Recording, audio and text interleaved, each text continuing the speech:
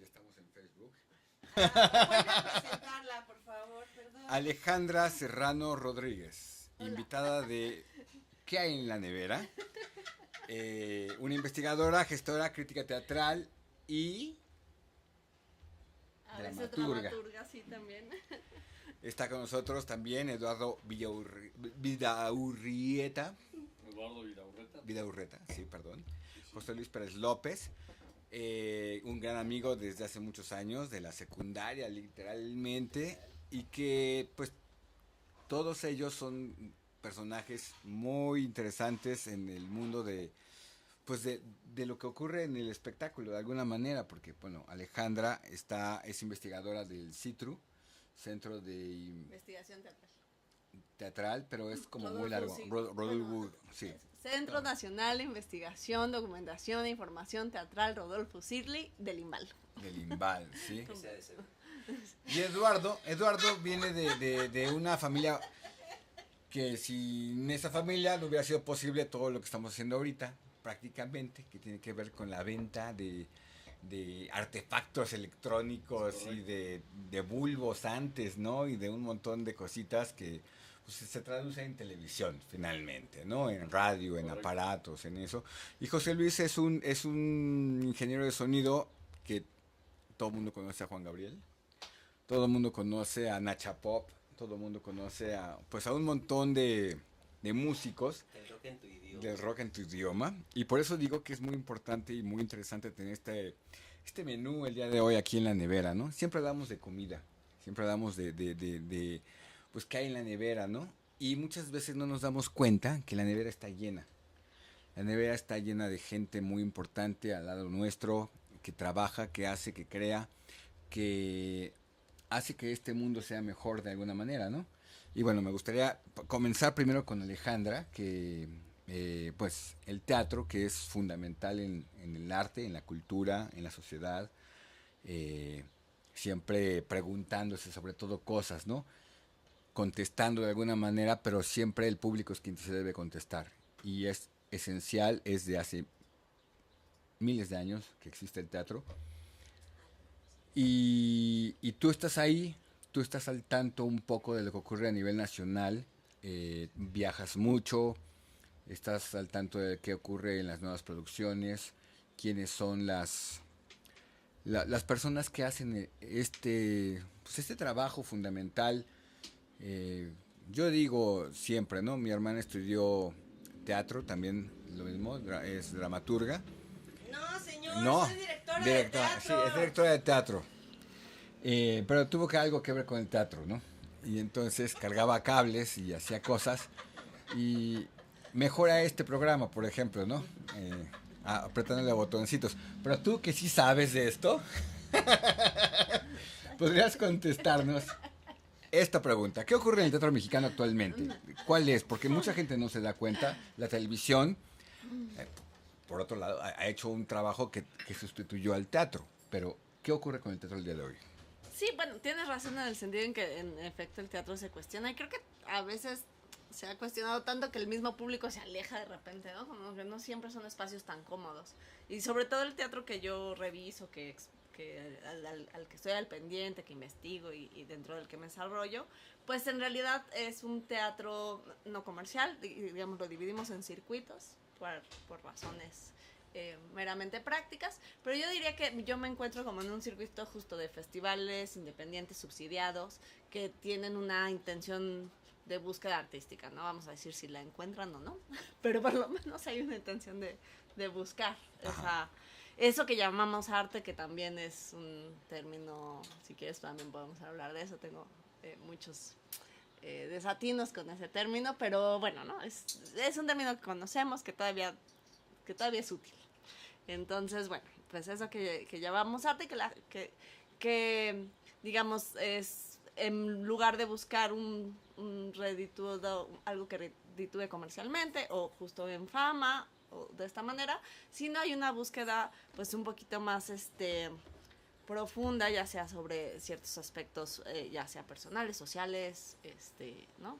Y ahora creo que el teatro mexicano actual está trabajando mucho sobre las heridas personales, o sea, con un asunto muy profundo sobre nuestra realidad, muy reciente. Y entonces vemos en escena cosas muy que mezclan lo documental, muy cercana, o sea, no es, o sea, sí es ficción, todavía pero son autoficciones.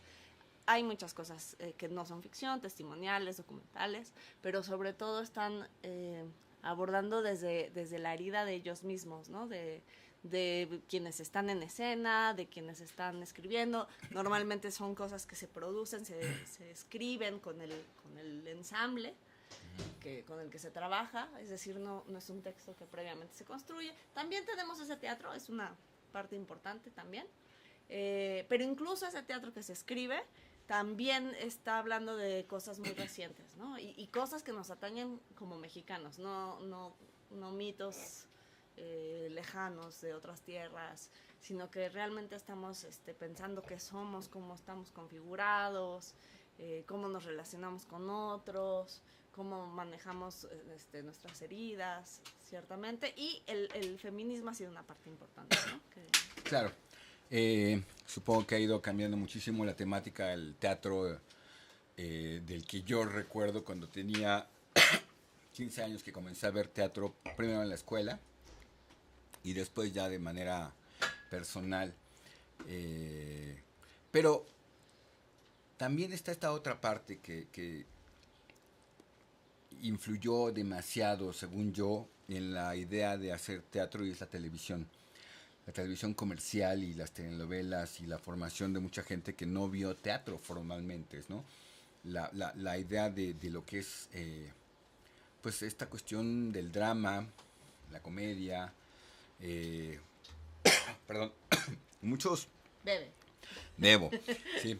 Y que la televisión vino a suplantar un poco este tema, ¿no? Con la formación de públicos, y que a la hora que tú hablas un poco de estas heridas no resueltas y que lo llevan al escenario y que pareciera que es un problema comunitario general, me hace pensar en esto de las telenovelas mucho, ¿no? Sí, es raro y es una curva extraña. O sea, yo le preguntaba a actores, yo trabajé mucho en Veracruz con la compañía titular de teatro de la Universidad Veracruzana, que aprovecho para anunciar que acaban de estrenar su teatro, o sea que por 70 años no tuvieron casa y ahora acaban de estrenar su teatro allá en Jalapa. El viernes estuve allá con ellos, fue muy emotivo. Entonces, bueno, yo les entrevisté a varios de la compañía, de hecho hice un libro sobre la compañía, y ellos me contaban, Jorge Castillo específicamente me contaba que la primera vez que vio teatro, él vivía en las orillas del centro, entre lo que ya empieza a ser ¿cómo se llama? Tepito. Aquí en la Ciudad de México. Aquí en la Ciudad de México. Y él, la primera vez que vio teatro fue en la calle, en un tablado que se pone, o sea, era mucho más común antes que existieran estos tablados. Y durante toda la historia de siglo XX, todavía siglo XXI, hay muchos esfuerzos por llevar teatros a las colonias.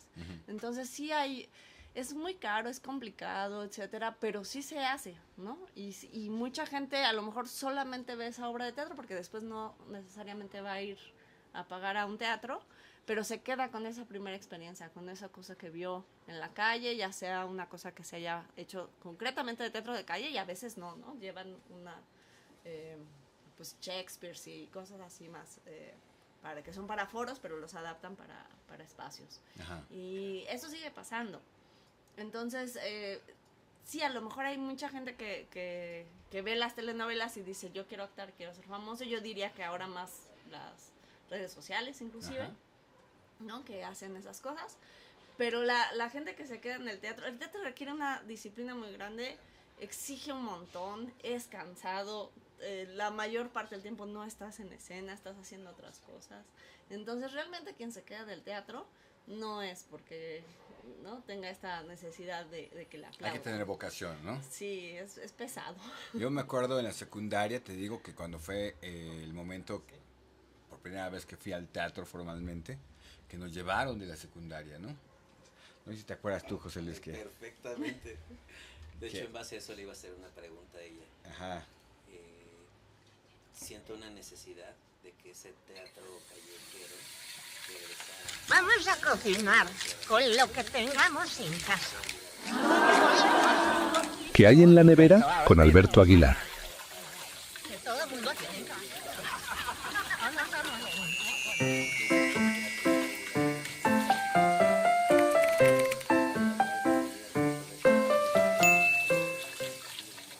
Que sales y ya es tierra de nadie y por qué te cruzaste en mi camino y, o sea, es todo lo que vivimos en el día a día, ¿no? Y yo me acuerdo porque justo yo empecé a trabajar muy chico en esto. ¿A qué edad? ¿A qué edad? A los 9 años, ¿no?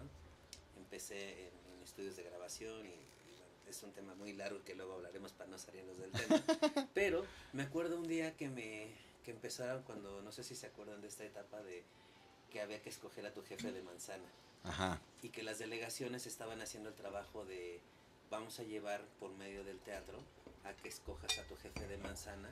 Ajá. En un rollo de se hizo una obra de teatro en la cual era chistoso cómo ibas, e incluso hicimos una canción para escoger a tu jefe de manzana y era teatro callejero y me acuerdo que tuvo un impacto en donde todo el mundo decía, bueno, creemos que el vecino que nos conviene a nosotros por su forma de ser, pues es tal, ¿no? Y entonces ya decían, pues este es mi jefe de manzana, ¿no?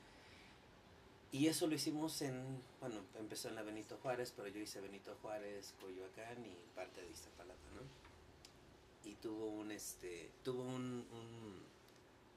pues mucho impacto, ¿no? O sea, si no lo tuvo a nivel, no había en redes, no había mucha radio, pero este rodeo de boca en boca, me acuerdo que hasta Iztacalco lo empezó a hacer, pero yo ya no lo hice, pero tuvo tanto impacto este teatro callejero que se creó esa necesidad de no necesitas ir a buscarlo o ir a un teatro como tal, o sea, y se creaba esa cultura de que el teatro callejero tenía otras vertientes que eran más cercanas y más reales, por lo tanto la gente sí las buscaba y las consumía.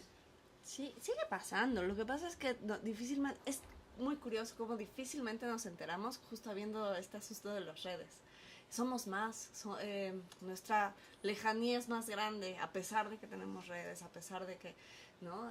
Tenemos tantas cosas. Por ejemplo, tengo una compañera, ella hace teatro con policías en Iztapalapa y tiene un grupo, y además de hecho ya tiene una compañía de teatro fija. Los policías hacen teatro y van a las escuelas, van a plazas, ¿no? Y no cuidan. No, sí, de hecho cuidan más. O sea, parte de todo el asunto es que se vuelven más empáticos. Ajá. ¿No? Entonces ahí hay un fenómeno súper chistoso que sucede con los policías, incluso hasta contradictorio a nivel interno, ¿no? De ellos, que ha sido interesante, como, o sea, no necesariamente lo solucionan, pero sí sigue pasando. El asunto, el teatro sí puede, incluso cualquier tipo de teatro tiene una potencia de comunicarnos, ¿no? Más allá de que sea realmente bueno el espectáculo, ¿no? El hecho de estar todos juntos conviviendo y estando, ¿no? Junto con las personas, viéndolos ahí, creo que eso funciona bastante. Sí. El teatro de calle tuvo, pues, un momento de abandono, diría, ¿no? Porque justamente era muy reiterativo, sus temas no eran tan interesantes, como que, entonces, también creo que para los creadores no fue tan interesante y entonces, se alejaron un poco de eso. Creo que poco a poco se va retomando. Y a mi forma de ver, eso sí ya, ¿no? Totalmente.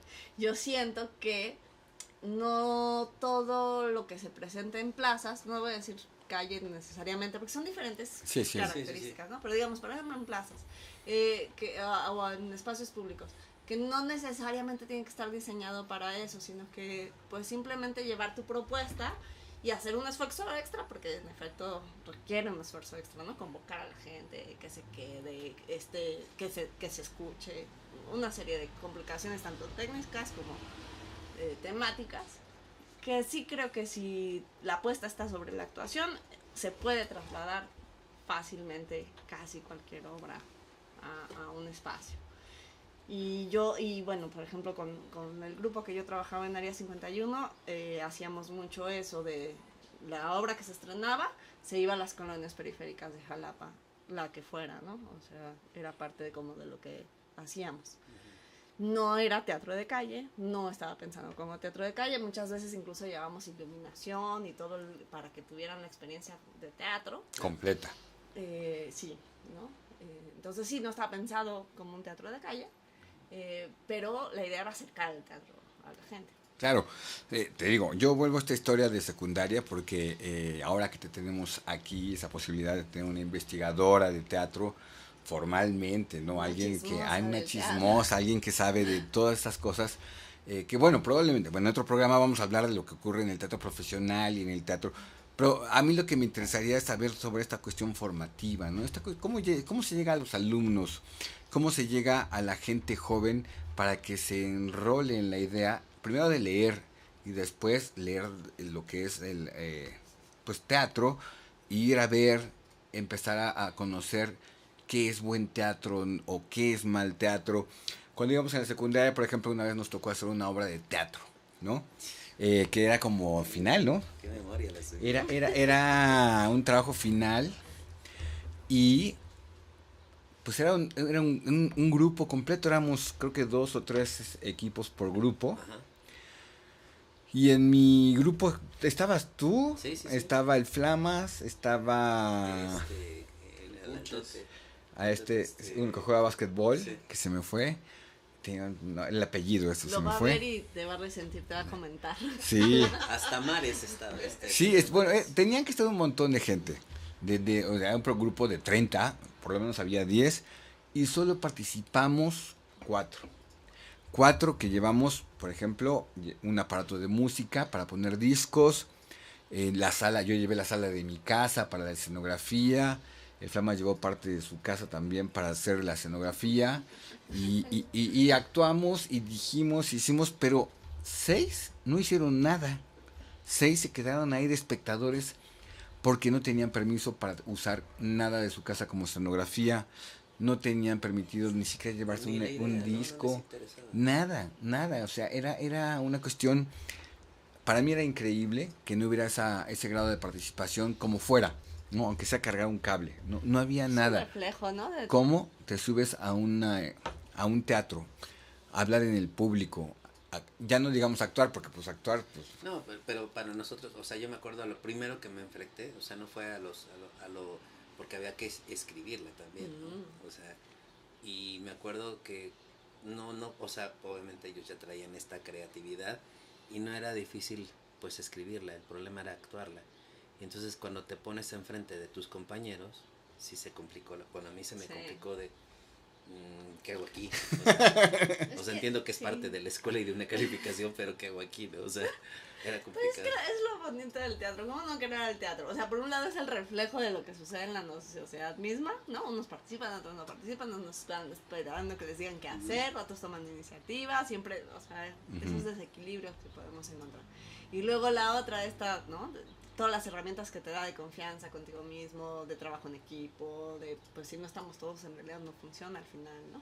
Eso tiene el teatro, la verdad, es difícil. Pero ¿cómo se le hace enamorarse para formar gente? Porque... Es tiene muchos aristas, pero digamos, en México han hecho un esfuerzo grande. La Ciudad de México especialmente tiene un programa con secundarias y que justo hacen eso de... promover que haya teatro en las escuelas, pero además hacen un concurso. Y esto se ha replicado. En Tijuana tienen un concurso también grande, pero eso lo hace un grupo independiente, por ejemplo. Y ya hacen un interprepas con San Diego y todo. Eso obviamente te motiva. Pero lo que hace Ciudad de México, que creo que es especial, o hacía, porque ya también hace tiempo que le perdí la pista, le daban actores y directores profesionales, daban clases a los maestros que impartían teatro, que normalmente son el de español, a veces el de matemáticas, gente que por alguna razón terminó impartiendo la clase de teatro, y a estos profesionales les enseñaban no solo teatro, sino cómo conducir a los alumnos. Y pues obviamente hacía que el proceso fuera más empático y tal. Y luego por otro lado está el programa de teatro escolar, que ahorita está medio pausado, ha sido desde la pandemia, ha sido una pérdida muy lamentable, porque por un lado es justo una parte muy importante de la educación y de cómo compartimos el teatro hacia las juventudes, pero también es una parte pues donde los creadores se sostienen, ¿no? Con un trabajo continuo. Entonces, bueno, eso ha sido una pérdida que todavía nos restablecemos, pero el programa es muy amable en el sentido de que justamente las obras de teatro van hacia las escuelas o llevan a los grupos escolares al teatro, pero para ver grupos profesionales, porque lo que pasaba muchísimo, que probablemente a ustedes les tocó, es que a mí me tocó, ¿no? Así de, te tengo que ir a ver esta obra de teatro tal lado y pues nunca has visto teatro, entonces lo ves bien, ¿no? Pero sí unas cosas de... Sí, hace poco me invitó una amiga a ver una obra, ¿no? Y me dice, vamos a ver una obra de teatro, y me llevó a un teatrito en la colonia Roma, que no era teatrito, era una casa que de alguna manera le hicieron para ponerle butacas en todos lados y cobrar. Y era una cosa que yo me acordé de la secundaria, te lo juro. Yo también ya sé cuál es. Y entonces era una cosa de Edgar Allan Poe, pero de verdad me acordé, yo creo que haz de cuenta que estaba viendo a mi maestro de matemáticas actuando ahí, ¿no? O al que fuera, ¿no? O sea, sin tablas y sin nada. Hagas a la de historia. Muy, pues, con mucho gusto, seguramente, pero sin nada de formación actoral ni nada. Esto me lleva a otra pregunta, por ejemplo, las redes sociales, ¿cómo actúan? O sea, Eduardo, que tú estás ahí más metido que nada en cuestiones de cómo se venden y cómo se compran y cómo interactúan en cuestiones tecnológicas, ¿no? Todo el tiempo has estado en cómo va evolucionando, seguro desde que eras niño, ¿no? Sí, claro. Estas cosas, la televisión, el radio, luego las grabadoras, luego no sé qué tanto. Yo no sé qué tanto puedan tener en cuestiones tecnológicas, pero va ganando, ¿no? O sea... Va ganando. De hecho, ahorita que estaban hablando sobre lo de teatro, cuando yo era niño, en Chapultepec, había mucho acercamiento para los niños. Porque, por ejemplo, había gente de teatro y montaban un teatro ahí directamente en Chapultepec. Entonces llevaban ropa y todo para los niños. Entonces empezaban a actuar y empezaban a jalar a los niños del público. Y te integraban a la obra. ¿Sí? Y después tenías un programa que era muy famoso, que a ustedes no les tocó, que se llamaba El Teatro Fantástico con Cachirulo, que eran obras de teatro que se presentaban en directo en la televisión. Entonces todo el mundo, pues, como loco para ver el programa del Teatro Fantástico. Entonces como que era muy natural para nosotros. Incluso en la escuela, montar obras de teatro era muy, muy natural. Entonces tú salías, haz de cuenta, a Chapultepec el fin de semana, y había los teatritos Guiñol de los muñequitos. Y te involucraban. O ya había teatros un poco más en forma y te disfrazaban, ¿no? Y te decían, mira, la obra se va a tratar de esto y tú vas a hacer esto. Entonces... como que había mucho impulso a la cultura. Y después empezaron a salir los cuentacuentos, que también era lo mismo. Te invitaban a participar, tú leías un párrafo, aunque lo leyeras bien o mal o lo que sea, pero te integrabas, ¿no? Uh-huh. Porque en lo que estabas tú leyendo, de repente se te aparecía por acá la bruja, se te aparecía la princesa, tal. Entonces como que eras parte de... Uh-huh. Entonces siempre era la cosa de ir de niño, que te llevaran a los teatritos que se montaban en Xochimilco, en Chapultepec, en Coyoacán o en donde fuera. Y de repente, pum, eso se perdió. Cuando ya iba yo en secundaria, ya estaba prohibido todo ese tipo de movimientos, como que veníamos con la resaca de las prohibiciones de la cultura y tal. Ajá. Entonces de repente había grupos de teatro que se ponían en la Conchita, y a tal hora va a haber una obra de teatro en la Conchita, y así de 1, 2, 3 vamos a hacer la obra antes de que lleguen y nos saquen. O también tocar música, llegábamos en la combi de un amigo, que era del papá, ajá, que era el de la compañía papelera escolar. Ajá. Sí, se llamaba Roberto Miyazaki. Él tenía una combi que tenía equipo para conectar, para acampar y tal. Entonces llevamos un amplificador de 2 pesos con una batería que se caía. Y nos poníamos en el centro de Coyoacán, donde está el kiosco. Ajá. Bajábamos todo, pero en cuestión de 10 minutos era montar, tocar 2 canciones y vámonos. Porque se venían luego los policías y te sacaban. Ajá. Pues entonces como que todo eso fue como que matando, y después como que se fue volviendo muy, muy subterránea la cultura del teatro, no sé si te acuerdas. Claro, pues seguramente fue una cuestión política, una cuestión de represión, claro, una cuestión por todo lo que sea. ¿Cómo en qué año fue eso? Pues cuando yo eso de Chapultepec, yo tendría como 5 o 6 años, haber sido como a finales de los 60, principios de los 70. Ajá. Y cuando ya iba en secundaria, que era mediados de los 70, pues ahí sí era... No, pues ya estaba totalmente prohibido, ¿no? Bueno, ahí tenías que ir a oír grupos de música, los famosos hoyos funky o los cafés Ajá. que de repente tenían que tocar a media tarde, como en el Aramis y varios cafés, Sí. y nada más podías tomar malteada y refresco. Y tocaban de 4 a 6 y no había más rock. Sí, y supongo que con el teatro también, ¿no? O sea, No, con el teatro igual lo mataron, porque te digo que era muy común de entre los niños irnos a Chapultepec. De hecho, tenemos un amigo que el papá tenía un Chevy de esos 50 y tantos, que cabíamos como 500 niños. Ajá. Y era llegar a Chapultepec al teatro y llegabas desde que empezaban a montar todo. Entonces ya te formabas a ver qué te tocaba, a ver si te tocaba ser el monstruo, si te tocaba ser el príncipe o de lo que te pusieran, ¿sí me explico? Ajá, sí, claro. Y de repente como que se empezó a perder, ya llegabas a Chapultepec y ya no veías ni teatro, ni veías nada. No, pues a nosotros nos tocó el 85, además, ¿no? En el 75 apenas por ahí andábamos. Aparte del 85, del terremoto, pues veníamos justo ya de la parte más áspera, ruda, de la represión, de un momento de crisis económico. ¿Quién iba a tener dinero para pagar una obra de teatro de calidad, no? O sea, ¿quién iba a pagar una producción de teatro? No. Creo que cuando éramos niños, en el momento en el que íbamos en secundaria, estaba de moda una obra de teatro que era, creo que lo máximo en teatro mexicano comercial, ¿no? Que era José el Soñador. Ah, sí, esa fue Y muy se clásica. acabó con el terremoto, porque era en unos teatros que estaban ahí de Televisa. Eran en unos teatros televisines, o cómo se llamaban esos. Televiteatros. Televiteatros. Pero de ahí en fuera, por ejemplo, estaba el teatro universitario, estaba teatro callejero, había en Chapultepec, lo último que yo recuerdo del teatro cuando era niño, y no me gustaba, eran pseudo obras de un grupo que se llamaba Cleta. Y entonces, pues eran todos como unos rebeldes que decían, pues yo creo que cosas que repetían y no estaban bien enterados. Ahora a la distancia te das cuenta que era una cuestión... Pero nos las comprábamos. Sí, claro. Yo también me las compré en la prepa. Sí, digo, no me quiero poner muy densa, pero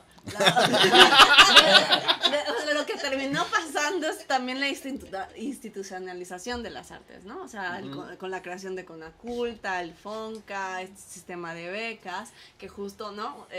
Pues una cadena de legitimación que entonces te importa menos presentarte en una plaza o en un espacio público. Adiós el hoyo funky, o sea, lo que quieres es, ¿no? Generar puntitos para generar becas y, ¿no?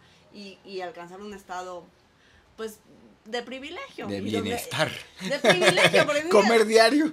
Yo no sé si comían diario, pero por lo menos se sentían más chidos que todo lo demás, ¿no? Y algunos sí, o sea, muchos, pues, terminaron de embajadores, etcétera, o sea, sí hubo sobre todo en la literatura, el teatro también, ¿no? El teatro también Emilio Jarballido, Sergio Magaña, todos ellos terminaron, Salvador Novo, o sea, como que sí hubo, bueno, a ellos no les tocó literalmente el FONCA, pero sí hay un proceso de institucionalización de las artes, que termina siendo, pues, unos discursos siempre un poquito picantes, pero también siempre hasta donde el Estado lo permite, ¿no? Recatados. Sí, hasta el Estado lo permitía. Sí había una censura no dicha. Ajá. ¿no?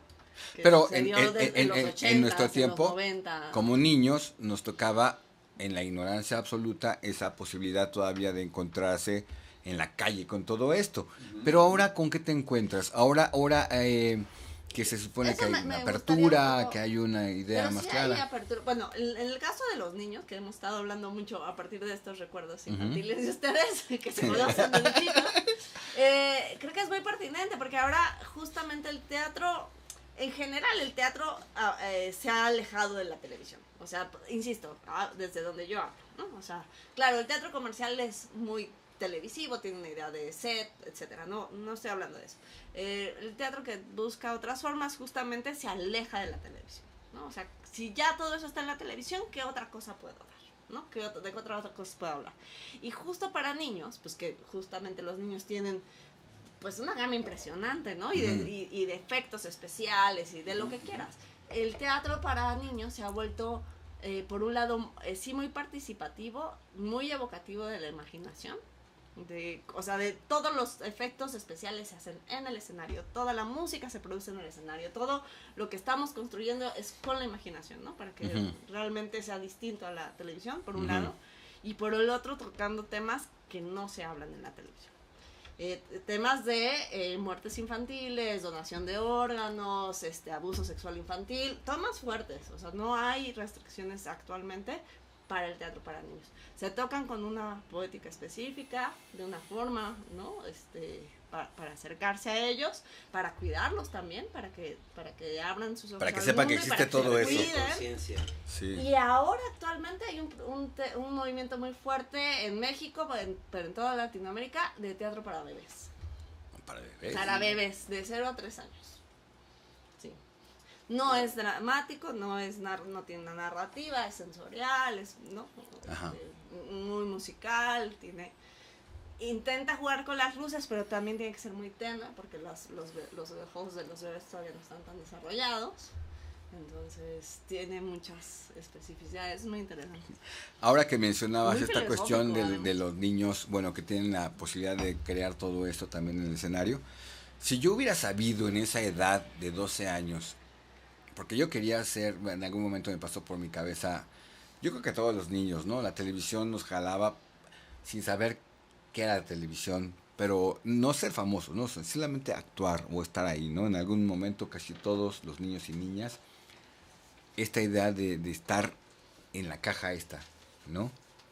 Podría ser seductor, y lo podíamos confundir con una cuestión teatral, ¿no? Porque lo que veías en tu casa, en mi casa hacíamos teatro, mis tías organizaban en los veranos para entretenernos, pues una obra de teatro entre los primos y las primas y todo, exponiendo a la familia, muy divertido siempre, muy lleno de nuestras propias historias, ¿no? En la secundaria ya me di cuenta que era más complicado y que los demás no hacían lo mismo. Y a lo lejos, si yo hubiera sabido que mis compañeros son como José Luis, por ejemplo, que en ese momento tenía acceso a una posibilidad de música que cambió la historia de la cultura en el país, ¿no? Por ejemplo, ¿a qué edad estabas haciendo Nacha Pop? A los 11 años.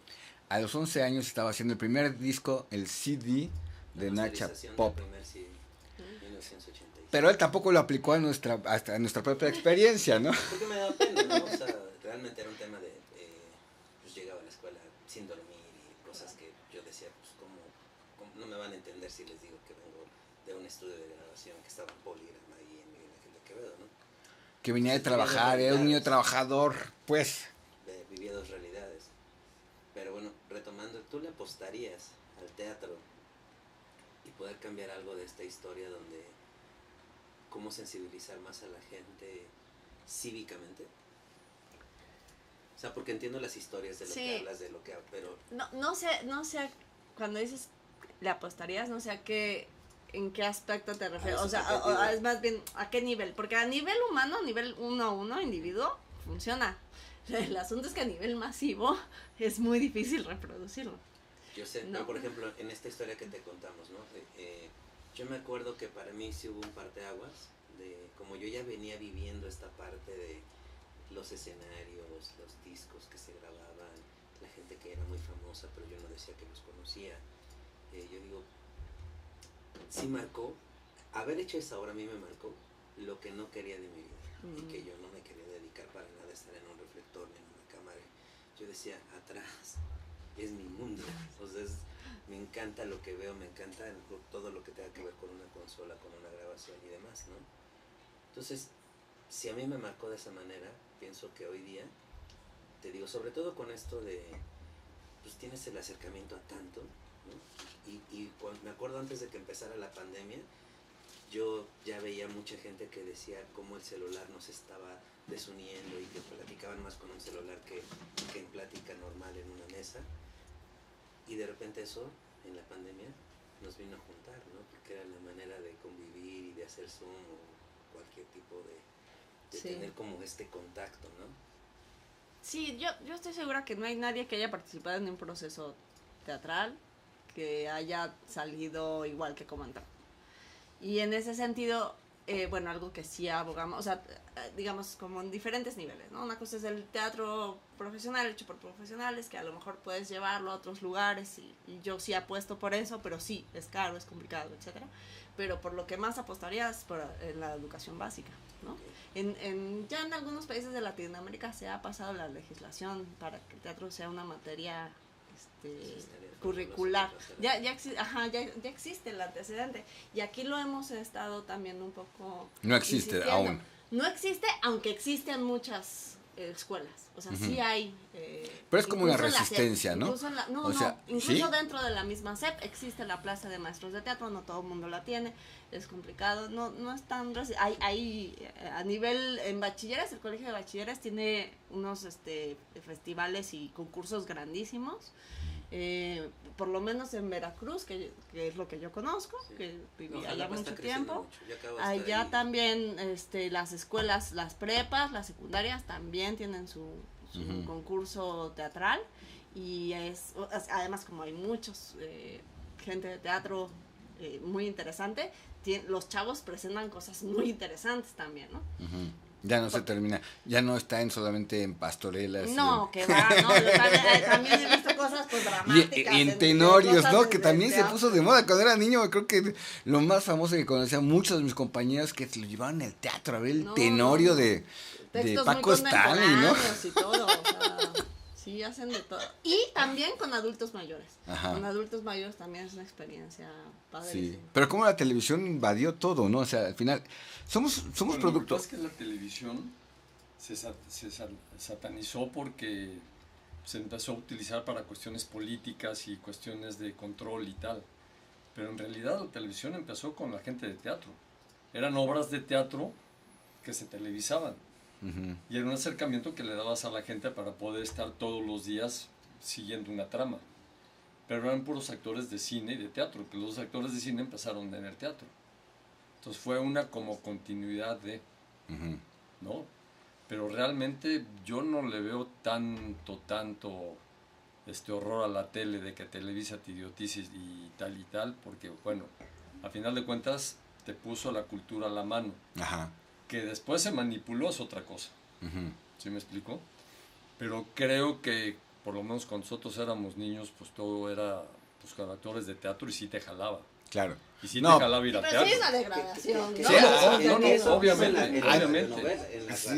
No, obviamente después, te digo, se fue degradando. A nosotros nos tocó lo peor de lo peor. Estoy de acuerdo contigo porque creo que al final nosotros lo permitimos. O sea, ellos crecieron porque uno lo permitió. O sea, más allá de que te enajenaran o no, uno es el que te permite tenerlo. Sí, lo que pasa es que tú también tienes que tener la conciencia de decir, bueno, ¿qué sigo y qué no sigo? Sí, claro. En mi caso optaron por la clic, apagar la tele, ¿no? Sí. Y nos salvó de alguna manera, pero ya viéndolo a nivel generacional, cuando yo veo en esta situación del teatro, de cómo se provoca que la gente se entusiasme por el teatro, porque lea teatro, porque vaya a las obras de teatro, porque critique teatro, porque en esta formación no profesional, ¿no? Simplemente como un espectador, como alguien que es asiduo al teatro, pues no es tan generalizado, no es tan fuerte, ¿no? Pues es que si veías el tenorio, pues ¿cómo? Sí, es raro. A mí el público del teatro me asombra, tengo que decirlo. O sea, porque digo, a mí me gusta el teatro, soy absolutamente fan, pero cuando veo a alguien que no estudió teatro, que no se dedica nada al teatro y que lo ves en todas las funciones, digo, qué bien, no, ¿por qué? ¿Cómo por qué? Claro. Y me empieza a platicar. Teníamos un espectador genial allá en Jalapa. Él era maestro, él era de Perote y regresaba a Perote de Jalapa, Perote, ¿no? Todo el tiempo. Y se quedaba a ver nuestras obras y veía todo y te explicaba las obras de una manera, o sea, tenía un detalle y un ojo para ver las cosas, y él no tenía ningún interés en hacer teatro, él tenía un interés genuino en verlo. Por otro lado, también teníamos gente ya adulta, de alrededor de 40 años, que empezaron a ir a tomar clases por primera vez de teatro a los 40 años en el foro. Y son intereses distintos, ¿no? Claro. Hay también una cosa de expresarse por ese medio, pero también el asunto de sentarte y ver y analizar y pensar y discutir lo que te están poniendo a él. Y además él lo hacía desde una generosidad, no era así de, a ver, ¿qué me vas a dar? ¿No? Que luego nosotros somos así. No, vengo dispuesto a ver qué me vas a ofrecer. No, pues- Está padre. O sea, hace 15 días viví una experiencia en Jalapa muy interesante a nivel público. Fui a un gimnasio que es muy famoso, no me acuerdo ahorita el nombre, a hacer un show de un brasileño, Daniel Boaventura.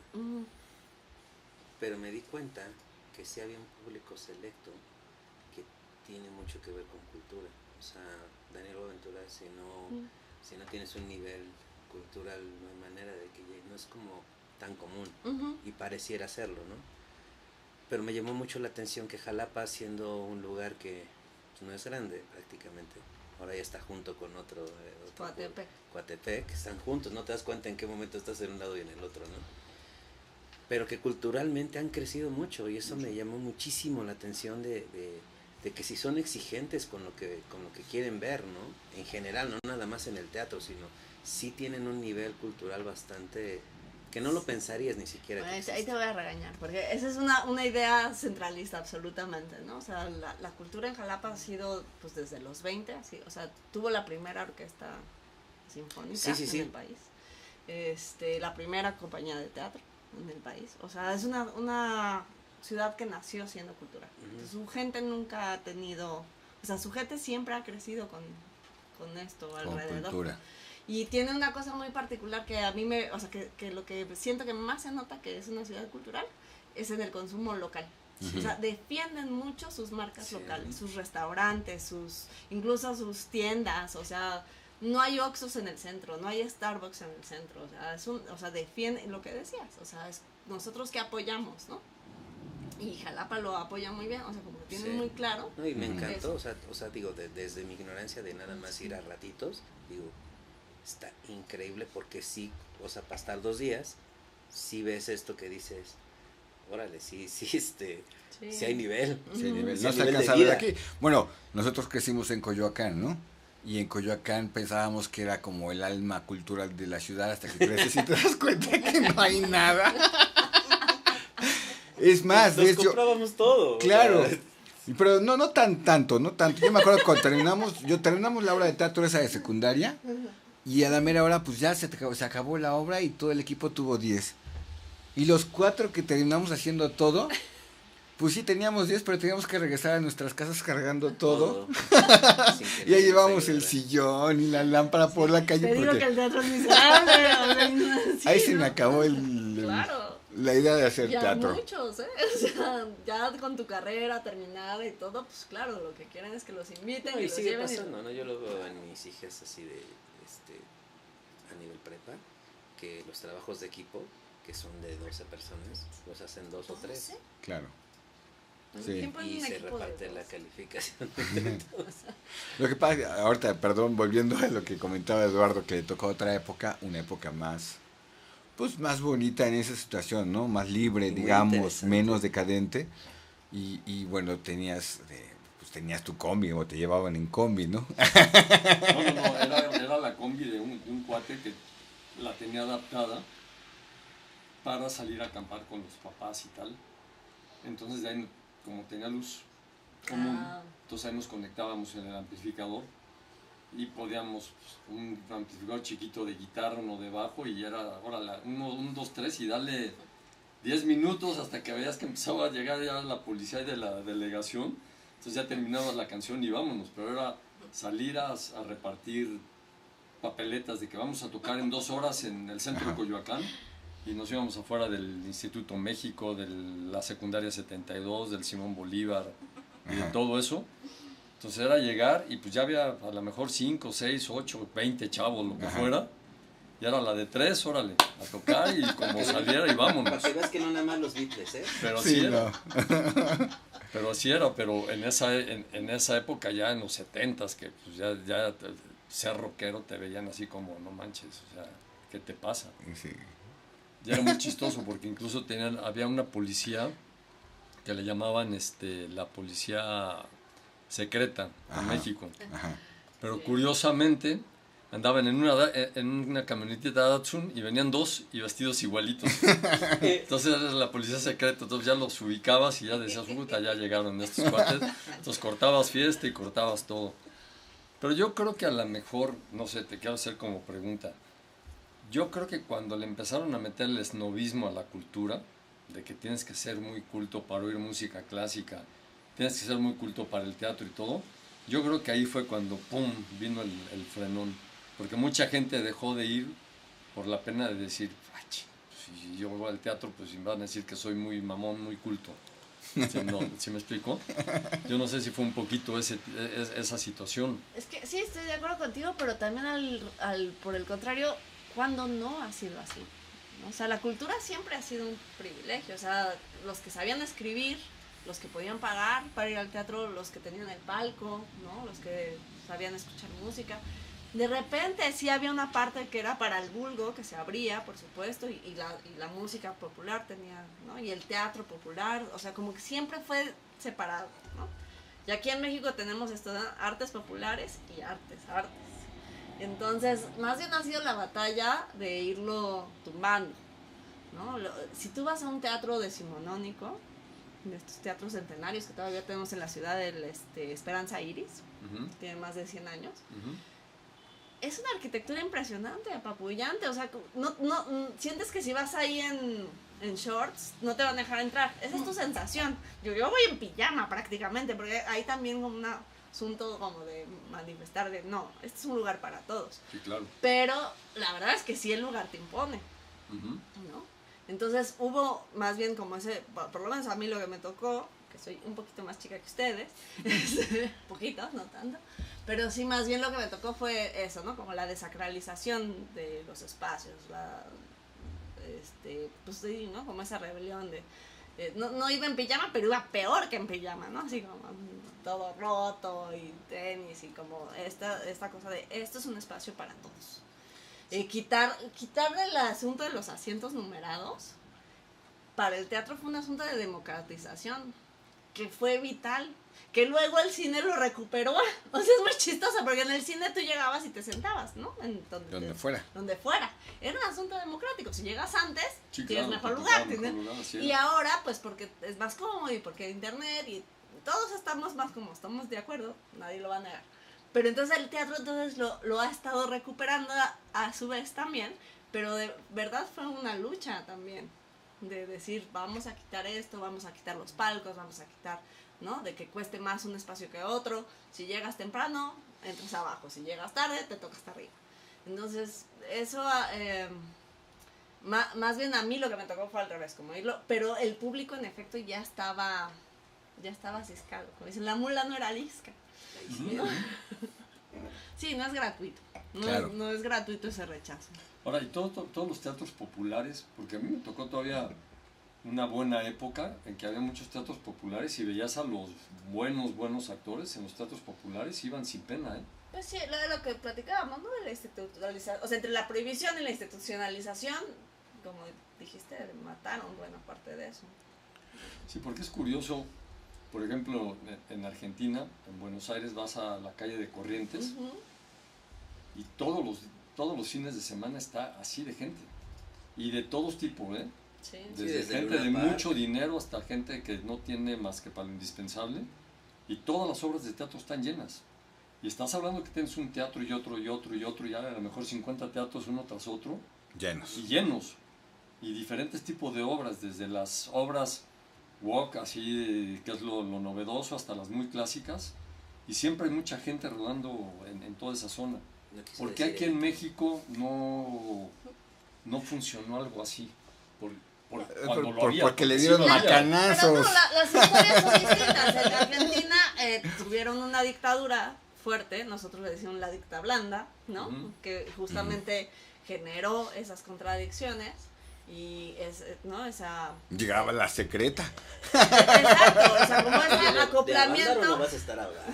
Ese acoplamiento a los artistas al Estado y al status quo, que fue lo que produjo la dictadura blanda, justamente. Y las dictaduras no había manera, ¿no? O sea, estás en contra o estás a favor, punto. Y en el momento en que se levantan las dictaduras, por fin pueden hablar todo lo que no se había hablado. O sea, hay un teatro post-dictadura muy importante. Y después de ese teatro, también viene el cacerolazo, o sea, hubo un momento, o sea, la crisis era tan fuerte en Argentina que toda la gente estaba haciendo teatro en sus casas, en sus salas, o sea, era como la única forma que tenían pero estaban haciendo, ¿no? O sea, no era que la gente iba al teatro, es que hacían teatro todos. Esto pues, también no es tan, yo creo que hasta todavía en los 2000, ¿no? Cuando Todavía, ¿no? Tú acabas de regresar a la Argentina prácticamente. Ahora, por ejemplo, ¿y por qué aquí en México no hay ese jale de los teatros otra vez? Pues tenemos un ¿Es el carácter precio diferente. o por qué? No, pues el carácter es diferente, la templanza es distinta. Insisto, o sea, la dictadura produjo cosas. No, a lo que voy es que no me interesa ser como son ellos, sino a lo que voy es que cuando yo era niño ir a los teatros era muy común. Como que era muy común ir a ver que a Cantinflas, que que el otro, que al Teatro Fábregas y no era caro. O sea, mi mamá, éramos 9 hermanos y de repente nos llevaba a 5, a 6 de un jalón y pues alcanzaba. ¿Sí me explicó? Sí, pero no, ahora ir a una obra de teatro, digo... ¿Cuánto cuesta un musical, por ejemplo? Que es No, algo idea, que está yo no de... voy. Uy, no, Yo vale no más voy. de 1,000 pesos. Un musical. ¿En hasta serio nunca has atrás visto un musical? Vale No, como es que nunca, 1,800. no dije que nunca 1800. no lo haya visto, nada más que no voy. No, pero es que, por ejemplo, ¿no? Hablando de lo que es popular y que consideran teatro de calidad, los musicales son en México un mundo desconocido para los que ven realmente teatro. O sea, es un teatro que la gente sí va a ver en esa escala. Y por el otro lado van al teatro que les dije, ¿no? Esa sala donde o sea, eso es radical, pero en ningún sentido tiene esto que nos imaginamos del teatro de calidad intelectual. Bueno, no, ese teatro está atrás del auditorio, lo que es el centro cultural. Pero tampoco, del Bosque. ¿no? El otro día Ahí fui a hay una. Pero hay de todo. Hay de Hay Hay de de todo. todo y hay, o sea, y yo he visto gente de todos lados y incluso donde puedes ir gratis, como los jueves cuesta 40 pesos, creo que ahorita el boleto más caro está en 150 pesos. ¿Y es de o sea, calidad todo? Sí, o sea, de todo, variado, distinto, todo. diverso, que eso me parece muy importante, pero incluso, ¿no? Producciones que tienen, una apuesta importante en términos económicos, o sea, que después vas a ver justamente con precios de 600, 700 pesos para arriba, las puedes ver también ahí. Pero sí, no, digo, y casi terminamos nuestro querido programa de ¿Qué hay en la nevera? Y no me quiero quedar con lo que nos pasó en Madrid hace unos años, viendo una cosa que yo dije, cuando llegue a México va a ser un escándalo de teatro y la gente va a protestar porque la conciencia, la historia, o sea, cómo nos dejan, que se llama Malinche, o la Malinche, que es de verdad una cosa horrible, una cosa espantosa, desde cualquier lugar donde la veas, porque es la historia amorosa, el encuentro amoroso de dos personajes que hacen posible nuestra realidad actual, ¿sí? Que es Hernán Cortés y no la Malinche, sino Moctezuma.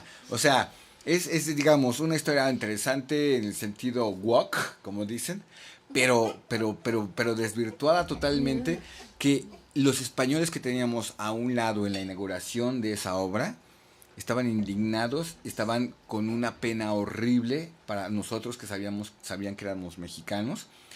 Y dijimos, cuando llega a México, pues hasta queman el teatro, ¿no? Porque la gente, ¿cómo? Y no, resulta que es todo un éxito. Bueno, pues la gente que lo compra va... Tu pena.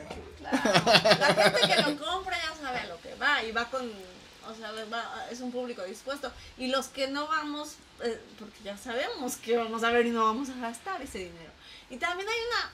¿Sabes cómo? Bueno, por lo menos yo lo siento así desde que la vi, hace más daño hacerle promoción, indignarte, así de estas cosas que son horribles, las compartes, que también es el error incluso de la cosa woke y de la cultura de la cancelación, es lo que peor tiene. O sea, al cancelar le das publicidad, le das visibilidad. Entonces, ha sido más bien como un silencio, una indiferencia absoluta. En mi mundo no existe. Claro, yo no estoy en contra de nada de esto, solamente considero que la misma historia de la obra de teatro que fuimos a ver, pues no es, pues, para nada con una historia como lógica con la historia de lo que ocurrió. Tampoco tiene por qué ser dramática, es una obra musical, pero pero ya cuando lo ves dices, pero ¿cómo puede ser Eso posible? sí que se queda en la nevera. No, pero Sí. a mí sí me indigna. O sea, Ajá. sí me indigna el hecho de que un español quiera hablar de la Malinche. O sea, digo... No, a mí hay también, pero... No hay manera, o sea... La indiferencia es el mejor. Sí. Es, Pero, es que justo la indiferencia, o sea, por ejemplo, si en mis manos, o sea, si yo tuviera el alcance y el poder que tú tienes, yo sí haría algo, porque digo, obviamente nosotros como mexicanos nos hemos burlado hasta de la mismísima muerte, de, bueno, quieres que te lleven mariachi, ¿me entiendes? O sea, no es el dolo de, o sea, ¿no? Y hasta de eso hacemos burla, ¿no? Pero no es lo mismo que tú, entre mexicanos, te burles de tu propia historia. y claro, sobre todo, ¿no? En una obra de teatro que sí deja una historia y lleva, es para toda la familia y que inocula una historia falsa. O sea, yo me acuerdo, en algún momento... La censura sigue siendo censura. No hablo de la sí, censura. la Yo no, hablo sí, de sí. cómo se transforma la historia. No. Y por ejemplo, aquí el convite una vez vino prácticamente antes de la pandemia. Por suerte vino el rector de la Universidad de Salamanca y comimos juntos, ¿no? Aquí abajito, y me contó una historia de la cual él mismo también decía, bueno, pues es que nos encargaron en la Universidad de Salamanca hacer un nuevo eslogan para contar esta historia de la conquista. Y se llamaba Historia compartida de dos mundos, ¿no? Y entonces, bueno, historia compartida, pues ¿qué compartimos, no? O sea, ¿qué fue? Compartir es como de mutuo acuerdo, es como pues mitad tú, mitad yo, mañana tú, pasado mañana yo, o sea, ese tipo de cosas. Y al final, cuando vi la Malinche en Madrid, esta historia, digo, claro, o sea, todo esto viene con un discurso que se va inoculando de mil formas, entre esas el teatro, el cine, el radio y los medios de comunicación, donde puedes ver toda esta cuestión teatral, de ir cambiando la historia, e ir diciendo, bueno, eso es a lo que yo me refiero con la formación de públicos, con la formación cuando a los niños, a los adolescentes, a la gente que está comenzando a ver obras de teatro, pues esto es lo que les dan, ¿no? Eso es como lo más grande, pero ocurre como consecuencia en nivel pequeño, y va ocurriendo eso, va haciendo una transformación. Lo que te refieres, pues al final es pensamiento crítico, ¿no? Ahora, O como decíamos, el sentido común, el menos común de los sentidos. Sí. ahora, lo que pasa es que también se sataniza también mucho lo de la conquista y tal y tal. ¿Qué tanto en realidad eran tan españoles los españoles que vinieron después de 800 años de tener a los árabes encima? Nosotros llevamos 500 años, supuestamente, de cuando fue la fusión de los mexicanos y se creó México, la conquista, como le quieran llamar. Imagínate, estos todavía tuvieron 300 años más. Nosotros llevamos 500, ellos todavía se aventaron 300 más aguantando. ¿Y qué queda después de 500 años de nosotros, de lo que pasó en esa época? Sí. Queda muy poco. Entonces, ¿qué queda realmente de la España después de esos 800 años? No, pues Aparte Eso estuvieron... eso es para otro programa, porque no había nacionalidades en ese momento. No podemos hablar de España. Por eso, Sí, entonces, no. ni historia de tampoco, los- ni tampoco claro. de un México. Entonces, Sí, ¿qué no. tanto pelean de un México y de una España si no no, existía? de la obra de teatro que cuenta una historia y cómo se transforma y cómo llegas al público joven, cómo lo transformas también en su forma de pensar, que viene siendo un poco como la televisión, o sea, cuando ya hay posibilidad de, ok, vamos al buen teatro, ¿no? ¿Qué hay? ¿Qué hay en la cartelera ahorita, por ejemplo? Demasiadas cosas. No, que tú digas, yo quiero enseñarle a mi hijo, No, ni idea. vamos A mi al hijo, teatro. ¿no? A mi hijo, sí, bueno. Ya me inventaste uno. No, o sea, pensando, supongamos que tenemos familia, ¿no? ¿A qué teatro? Porque Bueno, no, más concreto. ¿Qué recomendarías, güey? No sé, estuve en Canadá y estuve en Jalapa, veo pocas cosas en Distrito Federal. Me agarraron al descontón con eso, la verdad. Si no he visto ahora. Llevo un mes sin ver teatro acá en Ciudad Pero de lo México. último que viste que te gustó, que dijeras esto. está La bien. última que me vi que me gusta fue una obra mía, entonces está. ¿Cómo se llama? Exacto. Esa es la que recomiendas, esa es No, la buena. sí. ¿Cómo se llama? No me voy a autopromocionar. Hay Ah, una obra sobre la maternidad que cuenta toda gracias. la problemática sobre la maternidad que está, no sé, Bueno, está en el Centro Cultural del Bosque. Búsquenla. Cierto.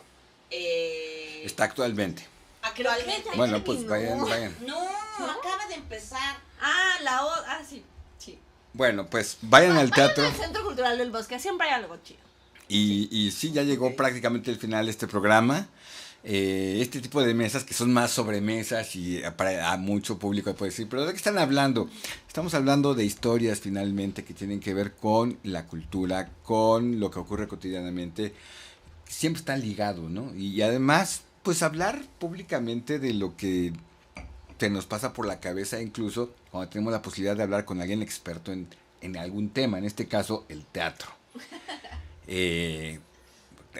Se junta un montón de amigos, en algún momento esperemos que estén en la mesa los que nos están viendo, y que pues la verdad es divertido la idea de la sobremesa, porque este es el programa, se trata de eso, de hablar públicamente lo que muchas veces ya ni siquiera ocurre en esa teatralidad familiar, ¿no? Que para los niños cuando recuerdan en su casa, yo lo recuerdo, las sobremesas de familia los domingos eran interesantes. Pasaban de un tema a otro sin dejar de tocar el punto medular, ¿no? Correcto. Incluso había pleitos de ideologías y de distanciamientos por cuestiones que no coincidían, porque cada quien se dedica a algo diferente, pero que creo que es una bonita costumbre, porque es parte de lo que hay en la nevera, Hoy ¿no? vas por tu domingo. Compartir la nevera con todos. Sí. Exactamente. Pues muchísimas gracias, Alejandra Muchas Serrano, Eduardo, qué bueno Muchas que gracias. estuviste por acá y te tocó, Gracias. José Luis, que estaba pendiente que te entrevistemos, bueno, a los dos por separado también. Y bueno, Celina Aguilar en los controles, y esto fue que en la nevera el día de hoy. Espero que les haya gustado y nos vemos el próximo martes.